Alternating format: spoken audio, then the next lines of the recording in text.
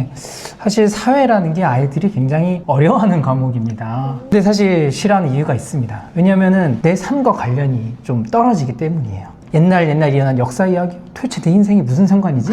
이런 생각이 들기 시작하면 그럼 다시 한번 해볼까요? 네. 자, 이 전쟁이 생기면서 무슨 법이 전국에 펴졌다 그랬죠? 모내기법. 그렇죠. 모내기법으로 많은 농지를 적은 수의 사람들이 할 수 있게 됐습니다. 그래서 출연한 사람들이 부유한 농민, 군농이 출연했습니다. 그렇게 이제 양반들은 몰락하고 이 서민들은 점점 성장하니까 양반들 논리는 네, 판소리, 탈춤. 한글 소설. 이렇게 제가 와. 이야기로 말씀드리기 훨씬 더 이해하기 쉽지 않나요?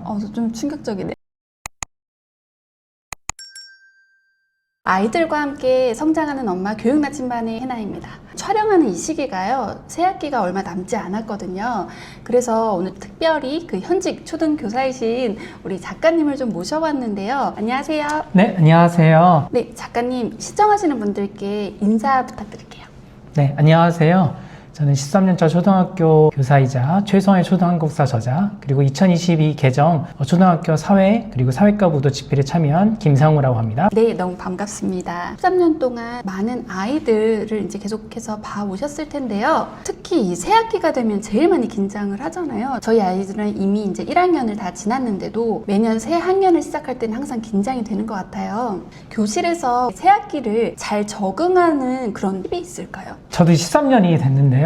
늘 긴장이 됩니다. 선생님께서도? 네, 선생님도 긴장이 되고 아마 연차에 상관없이 모든 선생님들도 긴장을 하고 있을 거라고 모든 선생님 대표에 한번 말씀을 드려보고요. 저도 학생 때 생각해보면 굉장히 많이 긴장을 했던 것 같습니다. 긴장을 하는 게 자연스럽다라고 부모님께서 이해를 좀 해주시면 좋을 것 같고요. 그럴 때는 아이들과 친해지기 위한 조그만 미션 한 가지씩 정해서 좀 실천해보면 어떨까 싶어요. 친구들이랑 인사하고기라든지 하고 나서 잘했어 또 격려해 주시고 어머니 마음이 급하실 것 같아요. 그러나 무엇보다 아이의 속도에 맞추면 아이가 잘 적응할 수 있을 거라고 생각합니다. 또 너무 걱정하지 않아도 된다 라는 얘기를 하고 싶습니다. 사실은 아이를 믿고 또 만약에 혹시라도 문제가 생기면 담임 선생님이 최선을 다해서 도와주실 것입니다. 인기 있는 아이들이 학년별로 다른지 시대가 변하면서 좀 달라졌는지 공통적으로 변하지 않는 게 있더라라는 게 혹시 있을까요? 네, 공통적인 것도 있고 조금 변한 것도 있는 것 같아요. 늘 보면 모두가 좋아하는 아이들 이렇게 배려하는 학생들, 여기 내가 어떤 어려운 일이 있을 때 나서서 하는 아이들, 그런 아이들을 참 좋아하죠. 그리고 모둠이 됐을 때 나의 의견을 주장하기보다 친구들의 의견을 잘 종합해주고 들어주는 학생들, 또 양보할 수 있는 학생들, 그런 학생들은 언제나 어디서나 인기가 있는 것 같습니다. 또 물론 또 공부를 잘하는 아이들은 학교다 보니까 아무래도 인기가 있는 것 같고요. 그런 점은 시대가 지나면서 달라지지 않는 점인 것 같습니다. 유튜브를 잘하는 게 아이들 사이에서 굉장히 인기 요인인 것 같아요. 그래서 실제로 어떤 아이들은 유튜브를 해요. 그리고 자기 채널을 홍보해요. 네.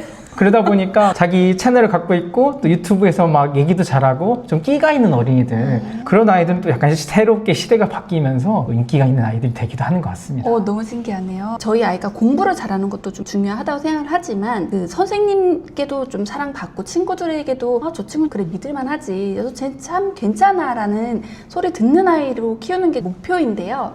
이런 아이들의 어떤 공통점이 있을까요? 선생님이 늘 심부름이 필요할 때가 있습니다. 다른 반 옆반에 이것 좀 전달해주고 와. 그런 있을 때 저학년 때 아직 누구나 손을 듭니다. 저요. 그래서 누구를 골라야 될까 고민인데 고학년으로 가면 갈수록 그런 손 드는 아이들이 점점 적어집니다. 네. 특별히 또 힘든 일들 있잖아요. 누구나 하고 싶지 않은 일들. 그럴 때 먼저 손들고 도와준 학생들이 저는 좀 눈이 가더라고요. 네. 그런 아이들은 또 선생님과 관계도 좋고 아이들도 또 눈여겨보는 것 같아요. 저렇게 선생님을 잘 도와준 학생이구나.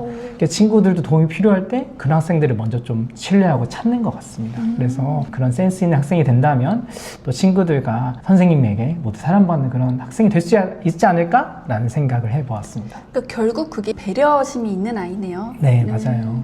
우리 작가님께서는 2022 개정 교육과정 사회교과서랑 사회과 부도 집필위원으로 참여를 하셨잖아요.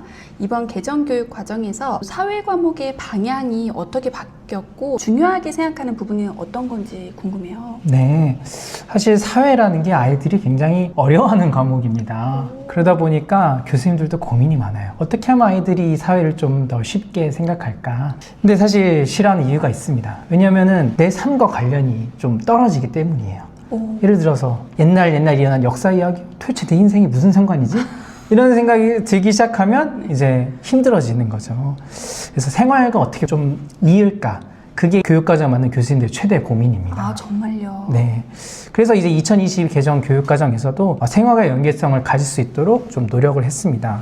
예를 들어서 3, 4학년에도 역사 영역이 있습니다. 우리가 뭐 고조선, 뭐 신라 이런 거는 이제 5학년부터 배우지만 3, 4학년에서도 역사를 배우는데 그때의 목적은 옛날과 지금의 삶이 다르다. 그런 것들을 이제 알아가는 게 목적인데요. 그럴 때 소재를 어떤 걸 쓰냐면 나의 역사를 쓰는 거죠. 내가 태어날 때부터 지금까지 있었던 일들을 쫙 해보는 겁니다. 그리고 또 우리가 다니는 학교, 우리 학교 옛날 모습은 어땠을까? 그리고 지금과 달라진 점은 무엇일까?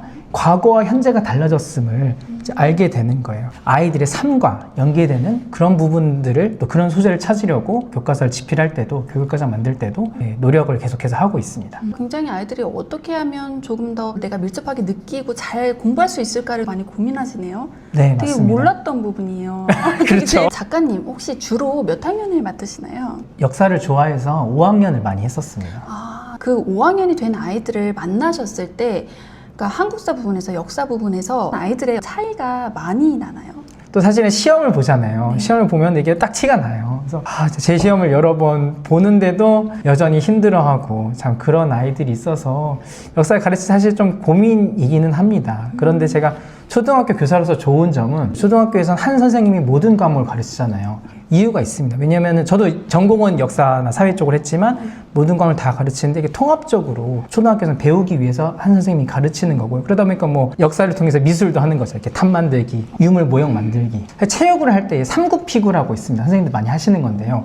고구려, 백제, 신라 이렇게 3국으로 원으로 해서 나눕니다. 네. 그럼 이제 초능력을 각각 연구를 해오라고 해요. 근데 초능력이 얼토당토하는 게 아니라 역사책을 읽고 거기서 근거가 있는 그런 거를 뽑아와라 라고 얘기를 해요. 그럼 애들이 열심히 불을 켜고 막 책을 봅니다. 그래서 뭐 예를 들어서 신라 같은 경우에는 발전이 좀 늦었어요. 대신에 외적의 침략도 조금 덜 받았습니다. 왜냐면 신라를 둘러싸고 있는 그 높은 산맥이 있기 때문이죠. 그래서 우리는 처음에 이렇게 뜀트를 놓고 시작하겠다. 그 뒤에 숨어서 오케이.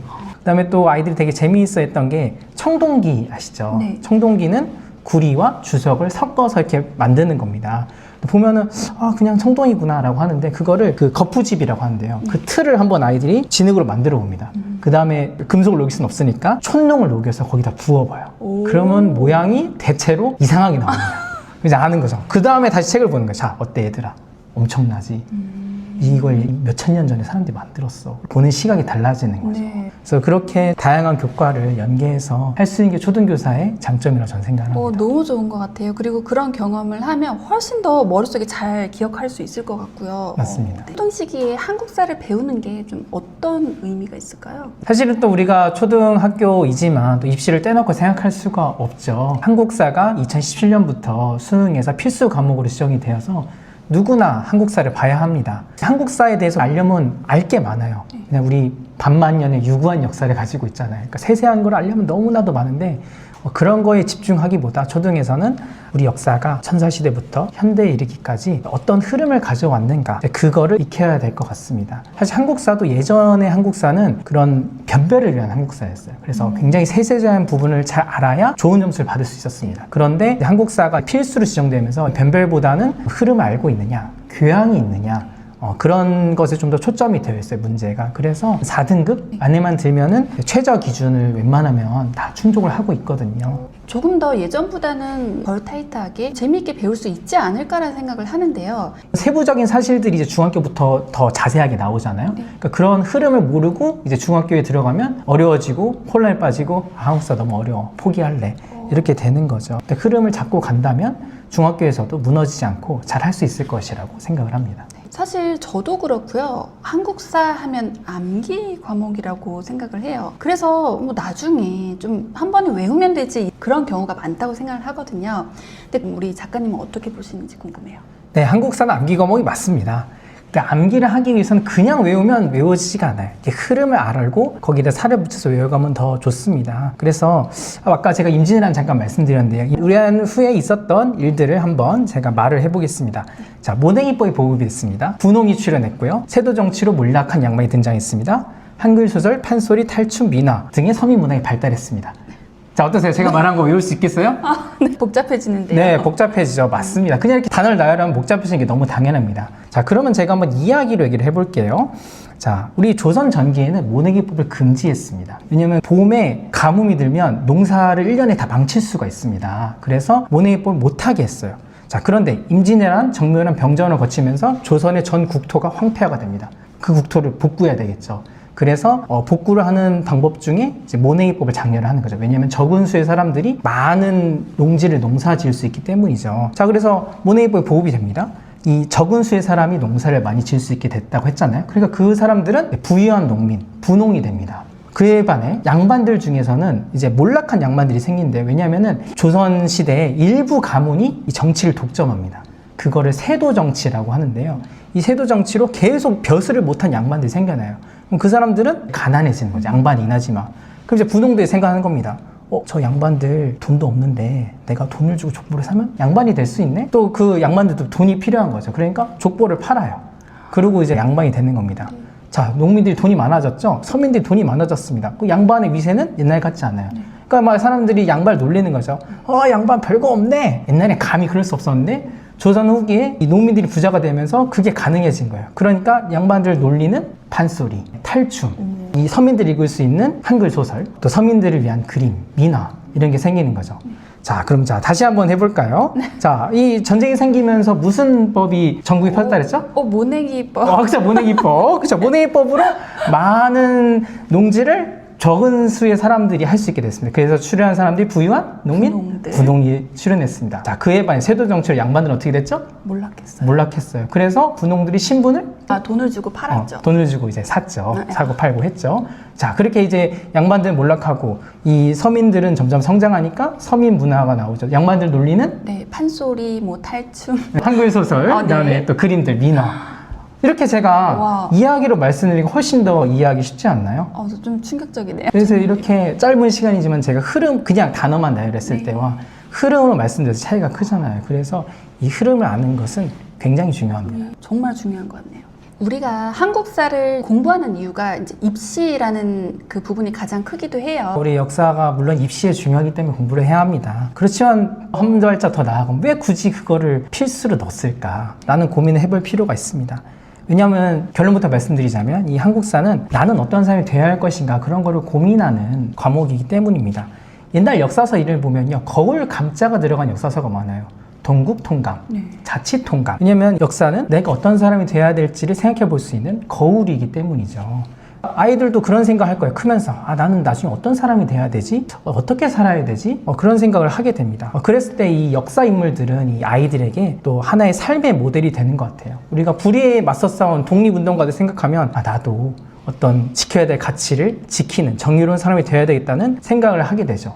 또 반대로 치인했던 사람들 보면 나는 절대 저렇게는 살지 말아야 되겠다라고 하는 거잖아요. 거울인 거죠. 그래서 역사를 배우면서 이를 어떻게 판단하는 게 좋았을까? 예를 들어서 광해군 같은 경우에 명나라와 청나라 사이에서 우리는 떠오르는 청나라 편을 들 것인가? 아니면 이제는 지는 별이지만 임진왜란 때 우리를 도와줬던 명나라 편을 들어야 될까? 그런 걸 생각해보면서 현재 우리나라는 어떻게 해야 될까? 세계의 어떤 정치 상황을 바라본 사고로도 확장을 하게 되는 겁니다. 그래서 가치도 판단하고 비판적으로 생각해보고 자기 성찰 능력 이런 것도 기를 수 있을 거고요. 과거를 배운다는 것은 또 나의 뿌리를 아는 것입니다. 일제강점기 보면은 역사를 제일 먼저 왜곡하려고 했어요. 붕당 정치라고 이제 신하들이 서로 막 의견을 주고받으면서 약간 싸우기도 하고 그랬던 것들이 있었습니다. 이 일제강점기에서는 약간 이렇게 가르치려고 했어요. 거봐, 너희들은 맨날 싸움만 하고 그러니까 우리나라한테 접경을 당한 거야. 너희 민족성은 그래 라고 본 거죠. 그런데 사실은 우리가 지금도 어떻게 보면 이렇게 우리가 민주주의라는 건 서로 의견을 왔다 갔다 하면서 발전하는 거잖아요. 마찬가지로 조선시대에는 왕이 혼자 독단적으로 모든 걸 결정하는 사회가 아니었습니다. 물론 왕이 있지만 그 밑에 신하들과 함께 결정하는 거죠. 함께 지혜를 모았기 때문에 더 좋은 의견이 있었고요. 그리고 또 우리나라 조선 왕조가 500년 전통인데 그렇게 긴 역사를 가진 왕조가 별로 없어요. 왜냐면 우리는 전하 아니되옵니다. 이런 것들을 할 수 있는 사회였기 때문이죠. 그래서 우리 민족의 이런 붕당 정치를 보고 아 너희들은 싸움만 하는 갈라지는 사람들이야 라고 볼 건지 아니면 함께 지혜를 모아가는 그런 민족으로 볼 것인지에 따라서 나를 생각하는 또 우리나라를 생각하는 마음이 달라질 거라고 생각을 합니다. 그래서 우리가 역사를 어린 시절부터 배우는 것이 굉장히 중요하다고 저는 생각합니다. 앞으로의 시대의 아이들에겐 더욱 중요할 거라는 생각이 드네요. 맞습니다. 초등 3학년부터도 조금씩 역사가 나온다고 말씀하셨어요. 그러면 3학년에서부터 6학년까지 학년별로 한국사 학습의 접근법이 좀 다를까요? 네. 다르다면 말씀해 주시면 좋을 것 같아요. 3, 4학년에는 본격적인 역사를 배운다기보다는 아까와 같은 이야기를 많이 들었으면 좋겠어요. 그래서 역사에 대한 흥미 그리고 흐름에 대한 감각 이런 것들을 형성하면 좋을 것 같고요. 그래서 아이들이 이야기를 굉장히 좋아해요. 저희 아이도 이제 2학년인데요. 자기 전에 아빠 이야기 하나만 해줘. 그러면은 이제 역사 이야기를 저는 네. 해줍니다. 또 쉬운 자료를 시작해서 역사의 이야기를 익혀가면 좋을 것 같습니다. 아, 역사는 재미있는 이야기구나. 그런 감각을 익히면 좋을 것 같고요. 이제 5, 6학년 가면은 아무래도 이제 학교에서도 배우니까 직접적으로 외워야 될 게 많아지잖아요. 사실은 교과서도 소화하기가 쉽지는 않습니다.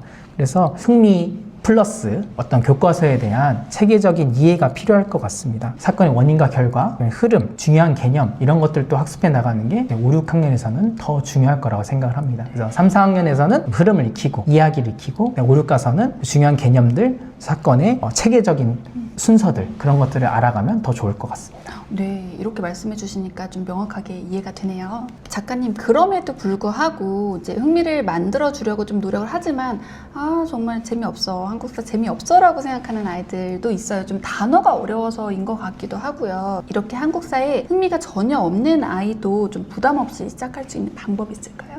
네, 그래서 한국사 실현 아이한테 바로 문제집이나 교과서로 들어가면 어려움이 있을 것 같아요. 서점에 가면은 요즘 다양한 역사책들이 있잖아요. 내가 읽어보고 싶은 그런 역사책을 한번 골라보면서 뭐 이야기책이나 또는 만화책을 볼 수도 있겠죠. 그 다음에 접근하기 쉬운 문제집 같은 거를 시작하면 좋을 것 같아요. 그래서 이야기로 흐름을 익혀가면서 매일 조금씩 풀어볼 수 있는 이런 최소한의 초등학사로 실력을 점점 쌓아가면은 어려운 아이들도 흐름을 잡아가면서 수월하게 이제 시작할 수 있을 겁니다. 작가님, 초등학교에서 보셨을 때 한국사 잘하는 아이들이 가지는 어떤 공통점이 있더라라는 것 있을까요? 네, 아무래도 책을 좋아하는 아이들이 어디나 공부를 참 잘하는 것 같아요. 아까 앞에서도 잠깐 말씀드렸지만 저런 두꺼운 책을 어떻게 읽지? 그런 걸 읽는 아이들 보면 흐름을 먼저 잡았기 때문에 그런 책도 읽을 수 있는 것 같아요. 그래서 책을 좋아하는 아이들이 또 역사를 잘하는 것 같고요. 네, 두 번째로 보면 가족끼리 여행을 참 자주 다니더라고요. 여행 가서 아이들이 질문하고 뭐 어떤 거를 내가 알게 됐다. 그런 것들을 이제 알려줄 때 아, 얘들이 좀 역사에 관심을 갖게 되는구나 하게 되는 것 같아요. 저도 이제 저희 아이하고 이제 불국사 여행을 얼마 전에 갔거든요. 네, 불국사에 가면은 그 부처님의 사리가 있습니다. 네. 사리가 뭐야? 저한테 물어보고요. 저 사리를 왜 보관하는 거야? 저게 왜 중요해? 불교가 어떻게 전래를 됐는지 막 그런 이야기들을 했어요. 네네네. 그러다 보니까 여행을 많이 가게 되면 아무래도 질문을 하게 되죠. 그 다음에 마지막으로는 잘 때 이야기를 해주는 것이 또 흥미를 갖는 데 도움이 되는 것 같아요. 그래서 저희 아이가 잘 때 이야기를 해줘 그러면 저는 최소한 초등학생에 있는 이야기 중에 오늘 어떤 이야기를 해주지? 살펴보고 한 꼭지 이렇게 저도 한번 읽어보고 네. 아이한테 재구성해서 이렇게 이야기를 해줍니다. 그러면은 아이가 또 난 한국 사람 참 잘 알아. 자신감을 갖게 되고 그런 자신감을 가지면 또 자신감 있게 여러 가지 공부를 하게 되는 거죠. 네. 작가님, 이 SNS에 보면 그 한능검이라고 하잖아요. 그 한국사 시험 보는 아이들도 많은데요. 초등 시기에 응시해도 되는지 아니면 우리 작가님이 생각하시는 적절한 시기는 언제인지 궁금해요. 네, 먼저 결론부터 말씀드리자면 뭐 응시를 해도 좋으나 꼭 할 필요는 없습니다. 왜냐하면 한국사 능력 검정 시험은 이게 목적이 좀 다릅니다. 그러니까 수능 같은 경우에는 얼마나 전반적인 지식을 알고 있냐 그런 기본 소양에 중점이 돼 있다면 그러니까 한능검은 약간 변별하는 문제들도 있어요. 얼마나 세부적인 거 알고 있느냐. 그래서 심화가 있고 기본이 있는데요. 심화는 수능 이상입니다. 굉장히 좀 어렵고요. 기본이 수능하고 조금 비슷하거나 살짝 어렵거나 그 정도 수준이에요. 그리고 대입 전형 자료에는 전혀 반영할 수가 없습니다. 이거의 목적은 이제 자기 발전, 자기 개발을 위해서 네네네. 하는 거기 때문에 사실 입시를 위해서는 크게 의미가 없습니다. 그래서 차라리 그런 경우에 수능 기출을 푸는 게 오히려 더 쉬울 거예요. 그래서 역사에 자신 있거나 나의 실력을 좀 검증해보고 싶다. 나는 잘하는 것 같아. 그러면 기본 정도 응시해봐도 좋을 것 같습니다. 네, 좋습니다. 네, 작가님 오늘 이렇게 같이 읽는 최소한의 초등 한국사를 집필하셨잖아요. 소개를 해주시면서 이유까지 말씀해 주시면 좋을 것 같아요. 저는 이제 작가 소개에도 썼는데 어렸을 때부터 역사를 너무 좋아했습니다. 그래서 물론 초등학교 교사가 되고 싶었지만 또 역사 교육도 복수 전공을 했어요. 그래서 중등 역사 교육 자격증도 있습니다. 뭐 좋은 기회가 있어서 교과서 집필에도 이제 참여를 했죠. 그런데 이제 교과서이다 보니까 아무래도 정해진 틀이 있어요. 분량도 정해져 있고 제가 넣거나 빼거나 제 마음대로 안 되는 것들도 있었어요.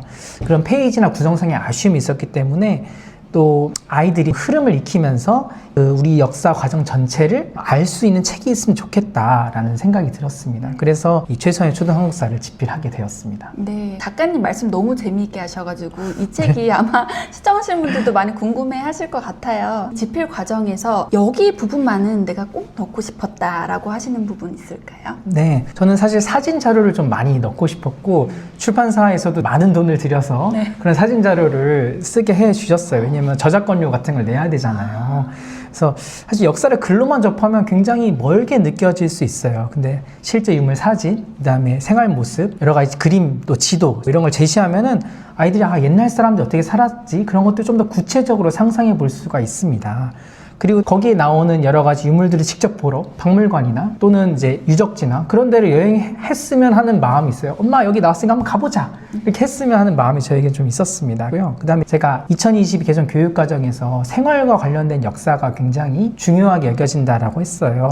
그런 생활과 연계돼서 내 생각을 써볼 수 있는 그런 구성을 하고자 했습니다. 아까 말씀드렸던 것처럼 나라면 이 역사적 상황에서 어떻게 판단했을까? 그리고 그 근거는 무엇인가요? 이렇게 생각해 볼 수 있는 그런 질문을 통해서 탐구를 할 수 있도록 구성을 좀 했습니다. 우리 아이들이 앞으로 살아갈 시대는 AI 시대이잖아요. 그 시대를 살아갈 아이들이 좀 한국사를 공부하는 것이 굉장히 좀 괴리감이 있다, 동떨어졌다라고 생각할 수도 있을 것 같거든요. 근데 그 시대를 살아갈 아이들이 한국사를 배워야 되는 의미나 이유가 있을까요? 사실 역사를 그냥 지식으로 안다라고 한다면 굳이 공부할 필요가 없습니다. 요즘 AI한테 물어보면 다 나오잖아요. 그런데 그 지식을 넘어서서 사실 역사를 배우는 목적은 내 삶을 한번 되돌아보는 겁니다. 역사는 반복된다. 그런 말이 있잖아요. 내가 앞으로 살아갈 사회에서 모양은 다르지만 그런 사건들이나 판단해야 될 일들이 반복이 됩니다. 그랬을 때 역사적 사실들을 다시 한번 돌아보면서 이때 이 사람이 이렇게 판단했고 저 사람 저렇게 판단했어. 그렇다면 나는 어떻게 판단해야 될까? 그리고 또 내가 이런 판단했을 때 나는 앞으로 미래에 어떻게 되겠지? 그 역사를 살았던 그 사람들의 삶을 보면 알잖아요. 그래서 내가 어떤 판단을 할 때 저는 도움이 된다고 생각을 합니다. 그래서 역사를 공부한다는 것은 특히 AI 시대에 그냥 답을 아는 게 아니라 그 역사를 통해서 내가 살아갈 길, 반복된 역사 속에서 나는 어떤 판단을 내릴 것인가, 그런 근거가 되기 때문에 저는 오히려 AI 시대에 역사를 더 공부해야 된다고 생각합니다. 그걸 할 줄 아는 아이들이 단순히 지식만 아는 아이들보다 훨씬 더 뛰어나게 앞서 나갈 것 같다는 생각이 들어요. 맞습니다. 마지막으로요, 우리 작가님께서는 이 책을 어떤 아이들이 봤으면 좋겠다 하고 생각하시면서 쓰신 대상이 있을 것 같은데요. 어떤 아이들에게 추천하시나요? 역사를 처음 배우는 학생들이 좀 쉽게 역사를 공부했으면 좋겠다는 생각에서 추천을 합니다. 저희 집에 첫째가 있는데요. 2학년입니다. 우리 2학년 아이도 굉장히 재미있게 풀고 있어요. 아들을 생각하면서 집필한 면도 있고요. 또 제가 이 책을 쓸 때 4학년 담임을 맡았는데요. 4학년 아이들이랑 같이 풀면서 걔네들이 막 피드백도 해줬어요. 선생님 이건 이렇게 고치면 어떨까요? 이런 부분 참 좋아요. 이렇게 뜨고 해줘서 집필하는데 많은 도움이 되었습니다. 그래서 역사를 미리 공부하고 싶은 1에서 4학년 학생들, 그 다음에 5, 6학년이 되면은 또 역사가 어렵잖아요. 갑자기 하려면 또 어렵고 흐름을 찾기 어려운 그런 학생들한테 본격적으로 배우는데 추천을 드리고 싶습니다. 왜냐하면 제가 교과서 집필을 했기 때문에 그 교과서에서 강조하는 내용들을 빠지지 않고 다 넣었습니다. 그래서 교과서대로 흐름을 잡고 가고 싶은 5, 6학년 학생들에게도 추천을 해주고 싶습니다. 네. 정말 1학년부터 6학년 아이들까지 다 골고루 봐도 좋을 그런 책이라는 생각이 드네요. 현직 초등교사이신 우리 작가님께서 초등 학부모님들께 전달하고자 하시는 메시지가 있으실 것 같은데요. 한 말씀 부탁드릴게요.